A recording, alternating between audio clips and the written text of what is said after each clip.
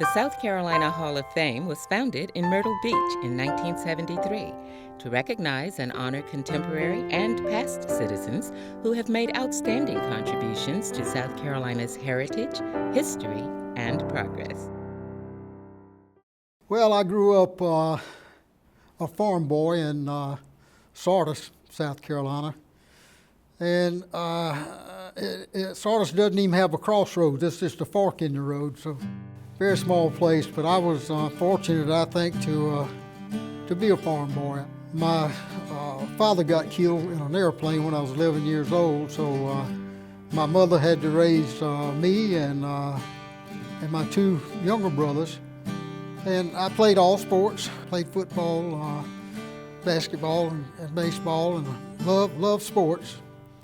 But my father had taken me to the races when I was a little boy, and I kind of got hooked on the races. I built my first race car. It was a 1935 Ford. I bought it for, I think, $10. But I took it to Sumter, South Carolina on a quarter-mile dirt track. And I finished my first race. I finished third. But it wasn't but 3 cars running, so at the end. So I finished third and last in my first race, but I had made up my mind that this is what I wanted to do with my life. In the early days, when if you showed a little bit of promise, somebody had a better car would give you a ride. So I went up that ladder with better cars and better cars and better cars, and in 1965. I was racing with Sam McQuagg, who was another young driver coming along and doing real well. And Sam was leading the race, and I was running second. And I tried several times to pass him, and coming down the front stretch, I got along beside of him, and I held my ground, and he held his ground. And we tangled a little bit, and my car got airborne, went over the top, went over the hood of his car, over the guardrail, and I ended up side of a telephone pole out in the parking lot. My number one victory is the 1968 Southern 500 in Darlington. That's where my racing career started, and it's only a few miles from where I was born and raised, and it was the last race on the original Darlington racetrack. After that race, they changed the configuration of it, and having won that 1968 Southern 500 was one of the greatest days of my life. I got better rides, and we finally ended up I was a 3-time national champion. There are only a few can do it.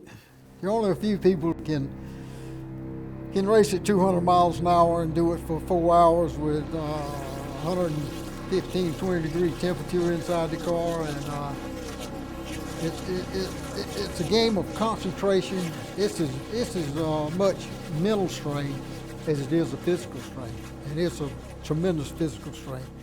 When a race starts, you're there for the whole race. If you lose your concentration for 1 second, you're in trouble. At Daytona, when I was driving the 28 Hardy's car, qualifying, we were the first driver to run over 200 miles an hour in Daytona on the first lap.